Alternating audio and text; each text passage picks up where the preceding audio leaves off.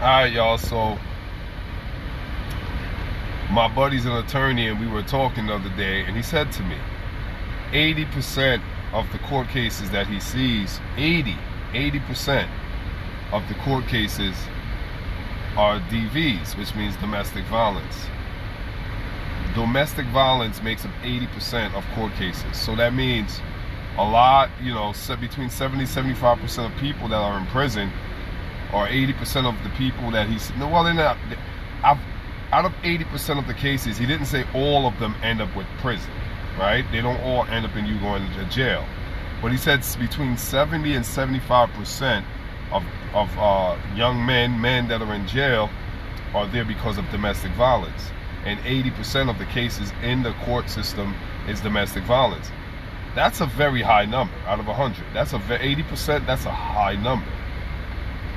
So we were, I have these conversations with people about relationships, and, people, you hear a lot of times, and I hear this from the opposite sex, where it's like, men, we can't control our tempers. We got mommy issues, we got daddy issues, we got abandonment issues. It's always something where we don't know how to control our anger. Angry black man. Right, okay. But here's what I want to say. 80% of these domestic violence cases, right? Obviously, you can dig deeper into those numbers and ferret out how much of that 80% is actually where it's the women who are being charged, or the women who is the perpetrator, or the criminal in those cases. How many of those cases are men being the aggressor, men being the the assailant, whatever the case may be. You can always dissect that out later. But the question is this: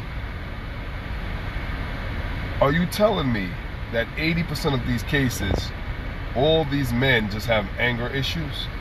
Or is there something larger at play here? Are 80% of these domestic violence cases, are they all based on men having anger issues, or is there something bigger going on here? I tend to lean to the latter. I don't believe it's anger issues. I go with the latter. I think it's something bigger at play, and this is what I mean by that. So as I was talking to my buddy, I'm telling him, I'm like, listen, it's not about controlling anger. Here's where anger management and being able to control your anger, here's where that comes into play.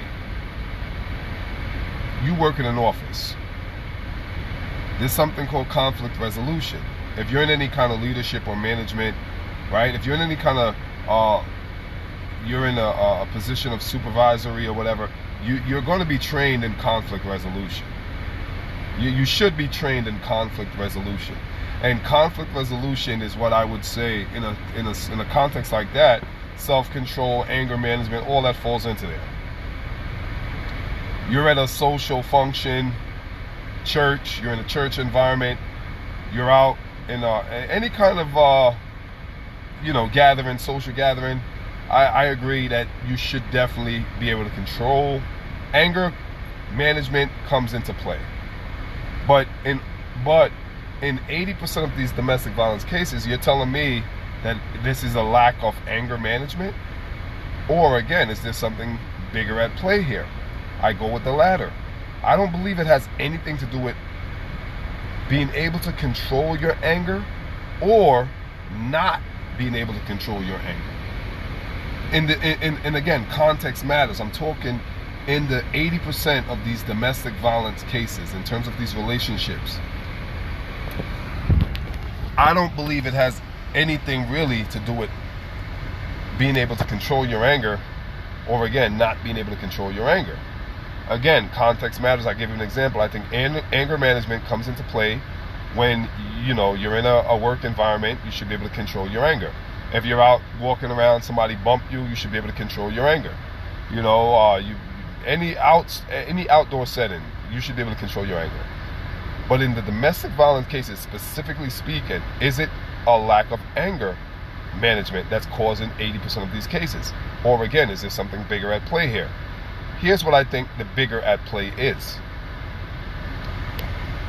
And brothers, if you're listening to this, I want you to pay very close attention. This is a key that I found. Don't ever fall into the trap of thinking, okay, I need to just learn how to control my anger. In terms of in a relationship, I gave you a context, right? I gave you the context where anger management has a key role to play. But in terms of a relationship, you're domesticated, you're living with someone, right? You guys are paying bills together, you have a family, you have kids, bank accounts, cars, insurance, mortgages. You have a whole life. Married, right? You have a whole life with another human being. Here's what I think the key is. Here's what I found. Because I've been in these situations several times over, many a times over. And the one thing that I can say that saved me wasn't because I had anger management skills. It wasn't. And again, I'll be going to visit a buddy of mine who's doing 18 years in prison right now. I'm going to visit him tomorrow. That's why I'm talking on this video. He's going to be doing 18 years, and the crime was he shot his baby mother. He shot her. She didn't die, so it's an attempted murder, and it's the state of New York. You know, New York, when it comes to guns, you get time for each bullet and all that. So they give him 18 years. So that's why I'm having this video, because it's been in my mind, you know. And I've been in those situations multiple times with women. Multiple times. Trust me, I've written several books on it. But here's the key, what I found, brothers. Don't ever let anyone trap you into the psychology of thinking, okay, I just need to learn to control my anger. It's bullshit. I've had people try to play that game on me all day. Oh, you don't have, you need to learn to control your anger. You have anger issues. You need to control your anger. You have anger issues. One, they're projecting on you. That's one. Guard your spirit. They're speaking that into you, right? And if you're not strong, that's going to get into you. Those words that they're transmitting are going to find their way into you and germinate and create anger in you. And then they define you. Now they define you. So that's one. Two, don't fall for that mental garbage. It's garbage. Why? Because it has nothing to do with anger issues. Domestic violence seldomly has anything to do with anger issues. Anger is the resultant. I'm going to say that again. Anger is the effect. It is the result. It is the end after the buildup. It is the outcome. You cannot stay in a situation and rely upon self-control. It's a trap, fellas. And if any woman trying to tell you that you got anger or you can't control, leave her, and leave her quickly. Don't end up like my buddy, 18 years, right? It ain't got nothing. Mind you, my buddy is not a criminal. This guy worked at the airport. This was his first arrest. Guy's never been to jail in his life. The guy was a complete square. You know what I'm saying? I'll be honest, I don't even think the guy ever jumped the train's turnstile. I don't even know if this guy hopped the train once in his life. This guy was a square. He's one of those nerdy kind of guys. Not a thug, not a gangster. I still find it hard to believe he pulled the trigger, but I get it. This is what I get. And he's a perfect example of why I'm trying to share with you guys. If you're in a situation with a woman and she's talking about you got anger issues and you keep hearing that, you need to leave. The way I survived the close calls I've had, because I could have been the one in that prison. The way I survived those close encounters wasn't because of self-control. It wasn't because I had some great self-control and I controlled my anger. Bullshit. I'm not going to sit here and lie to you. I survived them because my ass ran. I'll say it again for those who are slow. I survived because I ran. Now you can call me a runner, you can call me a coward, you can call me a chicken, you can call me whatever the hell you want to call me, but you won't call me from prison. Or excuse me, I won't call you from prison. You can call me whatever you want to call me, but nobody's going to call me in a big house. Nobody's gonna call, or I'm not gonna call anybody from prison. I'm not throwing my life away, and I'm not letting nobody trick me out of my freedom. Run, fellas. If you're hearing this video and you're in a domestic relationship with someone and you're constantly being told you got anger issues, you need to learn to control your anger. It's just they're gaslighting you, they're setting you up, and here's the real key. You ready? This is the real key. I haven't said it yet. Before I tell you, well, I'm gonna tell you the key, but I'm gonna draw it out a little bit. I'm gonna add a little bit of context to it, a little bit of, give it some meat on its bones. Nikola Tesla was in San Francisco. I believe he said it was San Francisco at one time, and he was staying at a hotel. Famous scientist, inventor, philosopher, genius, whatever. He has I was reading one of his articles, and he said he caused the hotel that he was in, the building, to shake. And the whole neighborhood thought it was an earthquake because, it's California, San Francisco, whatever. They're known for earthquakes. So he was sitting in his room and he was chuckling, looking at how he caused everybody to react. Like people were really thinking it was an earthquake, but it wasn't. And what he did was, it's called a resonant frequency. Every atom has a resonant frequency, and he found the resonant frequency of the building, because he's a scientist, he's a genius guy. So he's playing around in his room with all the, has turned his hotel room into a lab pretty much, and he found the keynote. Now the keynote in physics would be, again, what's called a resonant frequency or vibrational frequency, the rate of vibration, a natural rate of vibration. Every atom has this, what's called a natural rate of vibration. And to make it very simple, even further simplify it for you, it just means the atom have a sweet spot. It has a natural state that it's in. Everything, human beings, cars, inanimate, animate, everything has a natural state that it resides in. It settles in. Like, this is where I settle. Like the building, he studied all the atoms and the protons, the electron, everything that and he found the keynote, the natural state of the atoms in the building, and he manipulated it, because again, the guy's a scientist, a brilliant guy. He manipulated the electrons, and once he struck let's call it a note or a chord that was out of sync with the electrons and the atoms in the building, it caused the building to shake. Now again, this is some real sciencey stuff. I can't do it. I don't know how it's done. I'm just telling you how I read it, right? And what the general principle is, the gist. Every animate and inanimate object has a frequency, a resonant frequency, and if you alter its resonant frequency, you can cause it to crack. That's pretty much what that means. He could bring buildings down, he could bring down bridges, he could tear down anything. Once you find the resonant frequency of an object and manipulate that object's resonant frequency, you can cause that object to waver, to crack, to fold, to break, whatever. I think you guys see where I'm going with this. You should. If you haven't yet, you should. Every human being has a chord, a keynote, a resonant frequency that if it is triggered, it will cause you, like the building, to fold, to crack, to break. In the building case, it swayed. It started moving around like an earthquake.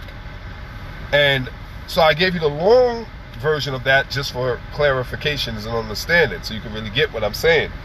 Now, to bring that home, the key is this, fellas. Understand that every human being, everybody, without exception, there's no human being walking this planet that is exempt from this rule.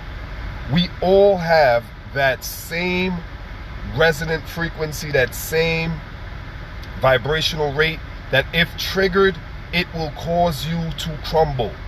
It will cause you to fold. It will cause you to break. It will cause you to become violent. There is no, it's scientific law. This is scientifically proven. There's empirical data. Like I said, Nikola Tesla not only studied it and observed it, but he put it into practice. So this is Googleable stuff. It's not nothing that is like, you know, ancient mystery that, no, you can research it. Easy. You can do a very light, I wouldn't even want to use the word research, because all you gotta do is just Google. That's not research. Google is not research, right? Research is extensive, scholarly study, studious, hours on end. This is 2 seconds on Google, right? So that's the key, fellas. If you are in a relationship with somebody, and again, it's constant. There's a constant manipulation, right? There's a constant gaslighting. You gotta run. You gotta run. I'm telling you, you better run. Because it's a manipulation and it's deceptive if you let somebody make you think, oh, I just gotta have self-control. Bullshit. Has nothing to do with self-control. You will snap. You will black out. It has nothing to do with self-control. And that's the manipulation, right? That's the deception. And that's how they take you out. Remember, the world is filled with traps and snares. There's so many things out here to take us out, right? There's so many things in the world designed to destroy us, right? From things external to things internal. Your own body is fighting against you. You have high blood pressure, right? Some of us have high blood pressure. So your own body trying to take you out. Your kidneys are rotting away because you drink a lot. Your own body trying to take you out, right? You have you got a bad heart. Your heart trying to take you out. You just found out you're diabetic. You know what I'm saying? Your pancreas ain't, you know, you're not producing enough insulin, right? Your own body's trying to take you. So there's so many things to wipe you out. People in your life that is constantly toxic, right? And you realize that it's not going. First of all, let me just explain something to you. It's not going to get better. If you're in a situation that's toxic, it's not going to get better. And I'm a man of faith. I go to church religiously. I study the Bible. I know God personally and experientially. And I'm going to sit here and tell you the facts. It's not. Don't let nobody fool. Oh, go pray about it. Oh, go to the Lord about it. Oh, Jesus, fix it. Listen, again, I'm a man of faith, but I'm not a fool. Faith without works is what? Dead. Don't let people talk you into staying in a toxic situation telling you, oh, the Lord will fix it. First of all, let me tell you something that they ain't going to tell you. A lot of y'all in relationships that God ain't never put together in the first place. Because people will manipulate you. Who the Lord put together, let no man cut asunder. What God joined together, let no man cut asunder. Let me tell you something. Some of y'all are together that God ain't have nothing to do with when y'all got together in the first place. Oh, y'all ain't ready to have that discussion. I just heard the room go silent. Some of us are in relationships, and let's be honest, we ain't go to no church to go seek the Lord about who we with. We ain't bring them to the altar and say, Lord, I'm praying over this woman. Show me a sign. We ain't do what Gideon did. Gideon said, God, if this is what you want me to do, let this rag be wet when I wake up in the morning. And then when Gideon saw that it was wet, he said, listen, all right, God, I know you gave me one sign. I need another one. When I wake up, let the rag be dry. And it was dry. The next day, Gideon said, all right, look, God, don't get mad at me, but I want to make sure this is you. All right, this time when I wake up, I want this to be that and that and that. I forgot what the third thing was, but the bottom line was he kept asking God for signs after signs after signs. And none of us ain't do that with a lot of these women we with. I'm talking to the brothers here. Sisters, y'all want that advice? Go to your channel. Go to your woman and let some female matriarch talk to y'all. But I'm talking to the brothers. A lot of us ain't go ask God, is this the woman we supposed to be with?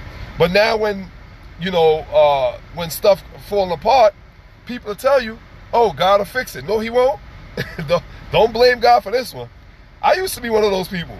I'm being honest with you. I used to be one of these church folks that, oh, Jesus will fix it. You know, Jesus take the wheel. God will work it out. No, he won't. And I know some of us won't like me saying that. I'm telling you, no, he won't. You in a marriage that's crumbling and y'all getting toxic, Jesus will fix it. No, he won't. No, he won't. Because y'all ain't never go to God and ask God for permission to marry who you with. Let's keep it a buck. A lot of us, I'm not saying all, but most. Not all, but most. Not all, but most. Not all, but most. Because I can hear people now, but this person did this. I'm not all, but a lot of us did not have no kind of Holy Ghost sanction for the people we with. We ain't get sanctioned. We ain't get no approval. So now when, like I said, you in a bad situation, you talking about, oh, well, you know, I'm gonna pray about it. You can pray till the cows come home. It's going to get worse and worse and worse and worse. We need to stop blaming God and trying to use God as our get out of jail free card. God, that's not how God works. That's not how God works. I've matured enough to understand how God works. The way we think God works, that's not how he works. Jesus won't fix nothing. He ain't going to fix nothing, because this is what Jesus told me. He said, Marlon, you tell them. This is what Jesus said to me. He said, Marlon, look, tell these niggas that. Well, he didn't use the word niggas. That's my bad. He ain't said. He said, Marlon, look, tell these folks down here, look, I ain't never put y'all together in the first place. You know what I'm saying? That's not who I wanted you with. That's what you wanted for you. Y'all ain't come to me and ask me, hey, should I get with him or get with her? So don't be coming to me. That's what Jesus told me to tell y'all. Like that, he ain't never give y'all permission to be with that person in the first place. So stop running to me and blaming me and talking about I'll fix what? Fix what? God ain't fixing nothing. So you better run. And I'll give you another example. In the Bible, Joseph was in Potiphar's house, right? And his wife, I'm sure some of y'all probably heard the story. And Joseph, this is a great example of what I mean by it ain't got nothing to do with self-control. And it's not just about anger, because in this case it wasn't anger, it was sexual energy. Joseph was in Potiphar's house, and Potiphar's wife, you know what I'm saying? She saw Joseph. Joseph was a young dude, you know what I'm saying? Young, strapping, you know what I'm saying? And you know how older women be. They see these little young guys. The husband is old, so they see the young dude. They want that young, that stallion, the stud. So Potiphar's wife was like, yo, blah, blah, blah, you know, seducing Joseph and everything, showing her, you know, whatever, you know what I'm saying? And Joseph is in the room, and I could only imagine, like, even myself, I'm like, whoa, you know, like, yo, this is a tough one, you know what I'm saying? And I could imagine Joseph looking at Potiphar's, and Potiphar's wife was probably hot. You know what I'm saying? She probably was sexy. But yeah, because, you know, Potiphar's the man, and she's the first lady or whatever, the queen or whatever. So she's eating good. She probably, like, have a personal trainer. She's getting, you know, she probably do her stretching and, you know, eat healthy. She's probably looking right. You know what I'm saying? Skin probably glossy. And Joseph was tempted. Joseph was tempted. You hear me? And Joseph said, I can't do this and sin against my God. And guess what he did? He ran. He ran up out of there. He ran. That's another lesson right there, that it ain't got nothing to do with self-control. Stop trying to let people fool you. Don't fool yourself and don't let others fool you about having self-control. This thing ain't got nothing to do with self-control. Why? Because your body has its own mind. Your body has its own function. Your physiology, your biology has its own autonomous acts. Think about it like this. Do you have to think about getting hungry? No. Do you have to try to eat? When I say try to eat, I mean, do you have to try to, like, do you have to, like, control? Because we're talking about self-control. Do you have to control your stomach, your appetite to become hungry? No. Your body naturally becomes hungry. And you go find something to eat. But you don't have to control your appetite and say, hey, it's time for us to get hungry, appetite. Let me regulate my appetite and say, hey, now it's time to eat. Your body has its own biological function.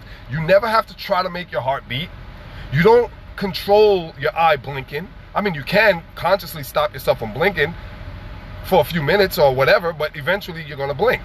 And you never consciously blink. You just blink. You never consciously breathe. You just breathe. You never regulate or control your, gas. If you got to burp or fart. And these things are just natural biology. Your body has its own function, independent of you. So that's why Joseph ran up out of there. Because that sexual energy is going to trigger his physiology, and his body's going to take over, and he's done. So this is the key, fellas. Do not fool yourself into thinking, oh, I have to have self-control. It ain't got nothing to do with self-control, fellas. It ain't got nothing to do with self-control. When you're in a domestic situation with your spouse, and it's toxic, and you guys have been together, and I'm not talking about once or twice, I'm talking about heavy relationships, because my boy, this is baby mother, they got kids, I don't know how long, I'm sure they've been together for years, because they got, you know, they got big kids or whatever. I'm talking about a real relationship. I'm not talking about, you know, these hit and runs, one night stands, y'all not committed, y'all, you know, y'all dating everybody, sleeping around. I'm talking about relationships that are, you know, meet the requirements that you can say, okay, this is a legitimate relationship. You live together, pay bills together, etc., right? And you see that shit is, that relationship is toxic. It's not going to get better. I hate to be the Debbie Downer, and I hate to sound like I'm a pessimist. I'm not. I'm just a realist. It's going to become more toxic and more toxic and more toxic, and you have to run. If you want to, if you do, fellas, if you do want to believe the lie about self-control and controlling your anger, if I do want to give you guys, okay, let me say, all right, let me lean onto that a little bit. The only self-control you have is to run.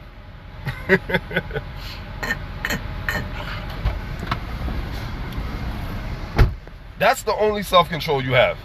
The only self-control you have is running. Run. Get your up out of there. I've been in multiple relationships, many times over, divorces, etc. And every one of them, the only reason why I didn't go to jail, I've lost houses, plural, cars, you know, oh man, hundreds of thousands of dollars cumulatively, right? I'm 44 and I've been through a lot of stuff with relationships. And I'm telling you right now, the only reason why I didn't blow my brains out or someone else's brains out is because I ran. I'm a track star. I ran. I freaking, what's that fastest dude in Jamaica? Bolt. I made Bolt look slow. That's how fast I ran.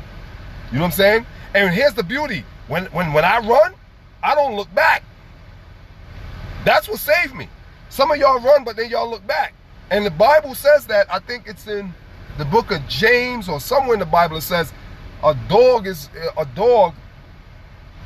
goes back to its vomit. It's a proverb. A dog is known to go back to its vomit. Simply means a lot of us go back to familiarity. We go back to what we're used to. I never went back. One thing, I'm blessed with the gift of walking away. I thank God. You know, I grew up with no parents. That's probably why. You know what I'm saying? Like, I'm just a messed up, like, my life was trashy. I ain't gonna lie. My whole background was trashy. Complete trash. Now I'm a grown man, I can say it. It's a fact. Don't judge me. I don't care anyway. It's trash, right?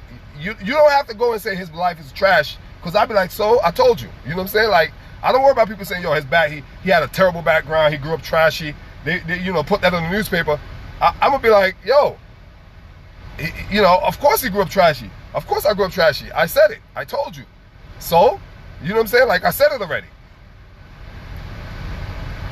But the beauty of growing up trashy and background trash and all that, there's a beauty in that, is that I see a lot of you fellas can't leave these women alone. Y'all get stuck on them. I feel sorry for y'all. I really do.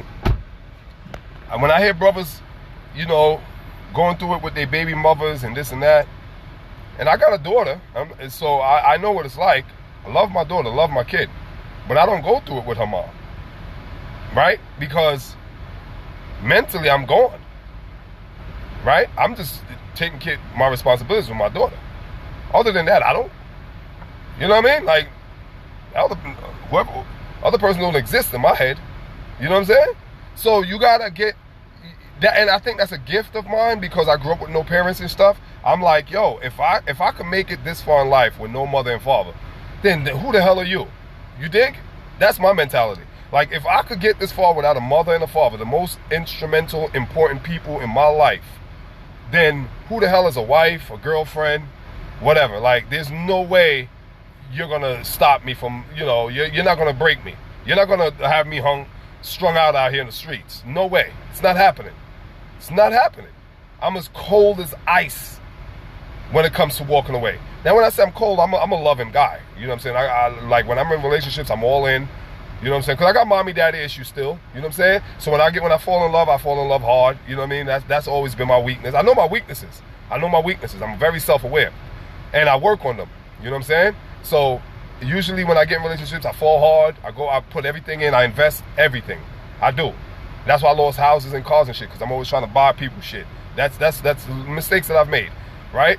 buy love, right? That was me. I was trying to buy love, you know. But it was just a distorted view of things because of, again, when you grew up without parents, your mentality is fucked up. You screwed up. But the thing is, like I said, you gotta run, and you can't look back. Like I said, I'm gonna visit my buddy tomorrow. I'm gonna go up there and pray with the brother. You know what I'm saying? Bring a Bible. They say I can't leave nothing, but I could at least bring a Bible up there. I'm gonna go up there. I'm gonna pray. You know what I'm saying? I'm gonna hold the brother's hand. I'm gonna pray with him. Spend time with him up there. I got until 3 o'clock. So if I get up there at about 12 or 11, I can hang out with him for a few hours. And we're gonna pray and talk about God. That's it. We're just gonna talk about God. You know what I'm saying? I'm gonna go up there to help uplift the brother's spirit, you know, help his mind to be solid and grounded in Christ and all that. I'm gonna pray with the brother, because that's all I could do, right?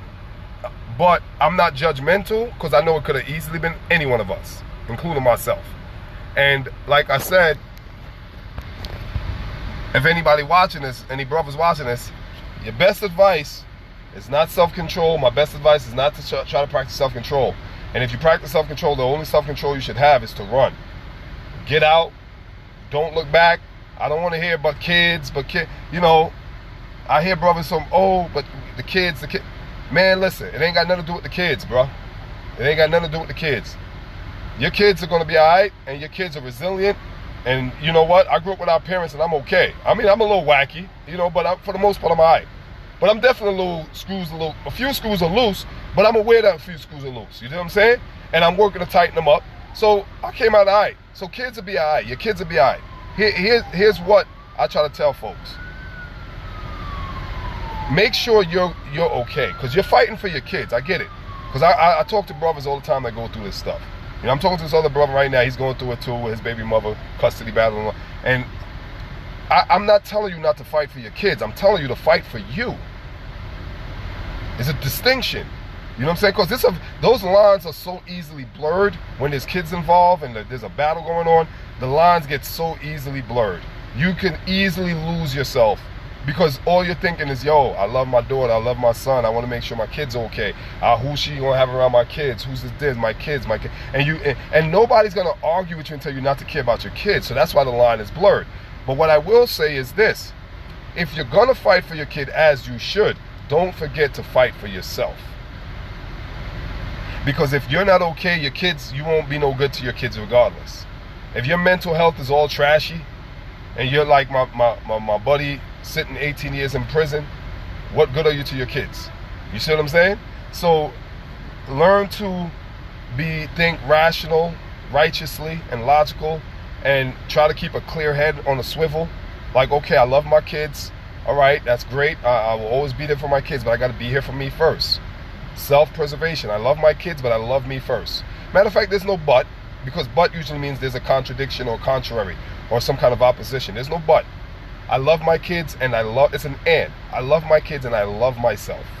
You see what I'm saying? So you got to make sure you take care of you, put you first, and that's pretty much it. Put yourself first, take care of yourself, keep yourself healthy. And what I will say too is that I've learned that everything in the end will play itself out. Like, all the chips are going to fall where they need to fall, right? Like, all the leaves from the tree are going to fall off the tree, and they're going to fall right where they need to fall. You can't control where they're going to fall. Don't try to control where they're going to fall. That's why I said, this whole false illusion about self-control, controlling your anger, controlling this, controlling that, it's all a crock of nonsense. It got nothing to do with anger, man. Just like I told you, you don't put yourself in a room with a naked woman like Joseph was with Potiphar's wife and talk about, oh, I got self-control. No, Joseph ran up out of there. He ran up out of there.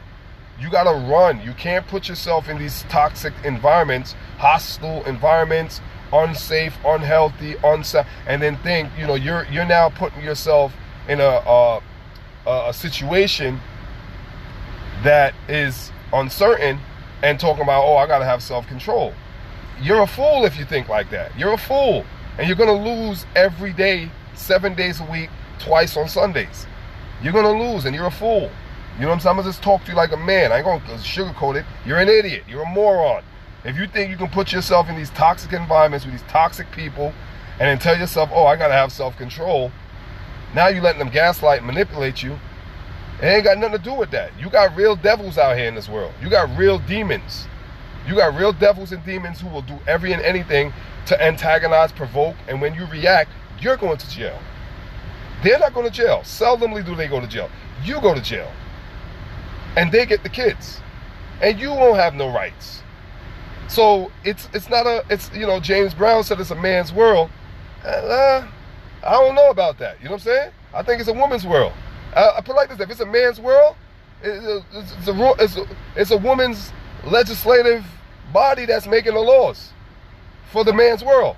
So it's a man's world that's run by women. For some reason, I just got a little Al Bundy feeling right there. I just kind of felt like Al Bundy for a second. Y'all can see Al saying something like that. You know what I'm saying? Married to Children right there. If anybody know about Married to Children, I love that show. But you know what I'm saying? And, James Brown says it's a man's world. Well, it might be a man's world, but the laws are written by women and made for women. I'm just telling you right now, facts. So, brothers, take care of yourselves. You know what I'm saying? Love yourselves. Nurture yourselves. Go to therapy if you need therapy. Go lay on the couch. Cry to whoever the stranger is. Tell them your problems. You know what I'm saying? Hopefully that'll help a little bit. Go exercise. Join the gym, fellas. I just got my gym membership back. I had canceled it after the pandemic, but I just restarted with Crunch. Crunch Gym. I'm back in there, but I still work out anyway. Even if I don't go to the gym, I work out all the time. I go jogging. I'm always doing crunches in the house, push-ups, but I'm back in the gym every day, 4 or 5 days a week. Go get a gym membership, fellas. Work out, right? Get your lazy asses up and go in the gym. I don't want to hear no excuses. Go exercise, eat healthy, right? Get a good diet. I'm doing real good with my diet. Salads, a lot of salads, fellas. Eat a lot of salads. You know what I'm saying? Cut down on the high cholesterol. All that stuff mess with your mentality as well. So eat healthy. Make sure you're exercising. Meditation. Do a lot of meditation, a lot of praying. You know what I'm saying? Make sure you got God first. God first. God first. Put God first. Stop pedestalizing these women and put God on the pedestal. Put God on the pedestal and don't take him off. And any woman come into your life, she has to submit to you. She has to submit to you. That's another thing I want to say. A woman has to submit to you. I know we're in a culture where the word submission is a dirty word. You know what I'm saying? Like, a lot of brothers are scared to say that word. A woman has to submit to you. Now, I know a lot of people are going to push back on me. I already know that. But whatever. I don't care. Here's what I got to say to them. I'm submitted to God because I go based on the Bible. The Bible says that Christ is the head of man. And man is the head of woman. And God is the head of all. So, my thing is, I have to submit to Christ. That's the divine order. Christ the head of man, man the head of woman, and God the head of all. So I have to submit to Christ. Right? I have to submit to God. I'm submitted. You dig? I'm in submission to the Most High. So as long as I'm walking in submission to God, your woman got to be submitted to you. And you can't, fellas, and one more thing. You can't, man, this is important too. Because I was talking to somebody in the office, and this guy's a complete idiot. This guy's telling me you could dominate a woman. That's what he said to me. He's like, yo, and it's a grown, mind you, this man is like 50, grown man, telling me you could dominate a woman. And a lot of guys can't do it, but he know guys who can. I gracefully said this to him. I said, brother, I'm one of those guys, because he probably was throwing words at me, and I embrace it. I don't run away from it. I'm like, yo, listen, I'm one of those guys you're talking about. I can't dominate no woman. And I hit him with something smart. I said, listen, because we stockbrokers, we know Wall Street. I said, my only thing I'm supposed to dominate is my business. His eyes got wide open, and the whole room kind of got quiet when I said that to him. Because that one was like, whoa, that drop mic moment. I said, the only thing I'm supposed to dominate is my business. I'm supposed to come in here every day, hustle and tussle, get on the phones, raise money, do trades, stocks, bonds, mutual funds. I'm supposed to be on the phone just selling. That's where I dominate, in my field, in my business. When I go home, I'm not supposed to dominate a damn thing. If I got to go home and dominate a woman, I'm with the wrong damn woman. And I'm an idiot. I deserve the torture she's going to put me through. Because first of all, you can't dominate another human being, man or woman. Because a woman cannot be dominated. Why? Because she is feminine energy. Feminine energy is of the negative spectrum of the electromagnetic spectrum. And she is therefore chaotic in nature. The nature of her energy is chaos. The nature of her energy is negative. People think negative is bad. No, it's not. Because if you go to the doctor and he tells you you're HIV negative, you are happy as pig in mud. So negative is not bad. It's context that makes it good or bad. If I say you're HIV negative, you're happy. Positive ain't good or bad either. Context defines it. If I say you're HIV positive, you're going to be mad as hell. You see what I'm saying? If I say you're COVID positive, you're not going to be happy. But if I say you're COVID or HIV negative, you're going to be happy. So negative, a woman's energy is negative, not bad. A battery has negative pole and positive pole. They work together to produce energy so we can create light. You see what I'm saying? So a woman's energy field is naturally, it's chaotic in nature and it's on the negative spectrum. Man, it's on the positive spectrum. And again, it doesn't make me good and her bad because both work to make the battery works to give light. So there's no good or bad here. You got to have wisdom. And if I got to dominate you, I can't dominate a woman. I cannot dominate. I'm 6'3", 230 pounds. I'm solid muscle. And I can't dominate no damn woman. I can't. And I'll never ever try to dominate a woman. Are you crazy? I'll never try to dominate a woman. My job is to go out and dominate the world, dominate my business, dominate what I'm doing, my purpose, my goal. I write books. I need to dominate that, get sales out, go motivational speaking, dominate, be the dominant guy in that field. And that isn't, not no dominate no damn woman. Are you crazy? And any man telling you got to dominate a woman, yo, keep that nigga at a distance. You know what I'm saying? Keep him at a distance. Love him from a distance. If he's a family member, love him from a distance. He's an idiot. It's the worst advice in the world he's going to give you. He's an idiot. Because you can't dominate no woman. And you shouldn't want to dominate a woman. If you got to dominate a woman, you with the wrong woman. Because here's the thing, fellas. Women want to submit to a man. It's in her nature. It's in her biology. She's a receiver. You are a giver. That's why your genitalia is the way designed, the way it's designed. Her genitalia is to receive. Yours is to give. You protrude out. She inserts in. She's naturally a receiver. So a woman wants to be submissive. She wants to be. But physics, science, quantum mechanics, if you study all of that, because that's all we are. We're just big macro, micro, we're macro, microorganisms. That's all we are. And a woman wants to submit, but you have to show that you are worthy of her submission. And the only way you show that is by you being yourself submitted to God. Money is not going to make her submit, because when the money runs out, she's gone. You know what I'm saying? Anything you use to make her submit, that's not true submission. That's not true submission. She's not submitting to you, she's submitting to whatever it is you're giving her. Right? That's not submission. True submission is when you submit yourself to God. When you're a praying man, right? When you're a fasting man, right? When you're a leading man in your community, when you're walking your integrity and your dignity, when you're a man, and she sees that. And we're not talking about the ratchet chicks. We're talking about a real solid, decent woman here. We're not talking about ratchet chicks. You're a decent dude and you submit to God, a decent woman who God-fearing herself, she's going to submit to you. So there's a lot of factors at play here. But a woman got to submit to you, fellas. Make no mistake about it. And if you're trying to dominate a woman, you're with the wrong woman and you're an idiot. And your life is going to be a living hell. Right? So I think, damn, I'm at 43 minutes. I didn't realize how long I was going. All right, that's it for now. All right, peace, y'all. Later. Oh, if you like it, you know what to do. Leave a comment, share it. I don't never tell people to leave comments or share. That's why my page ain't growing. I need to put more into this YouTube thing. All right, y'all. Peace.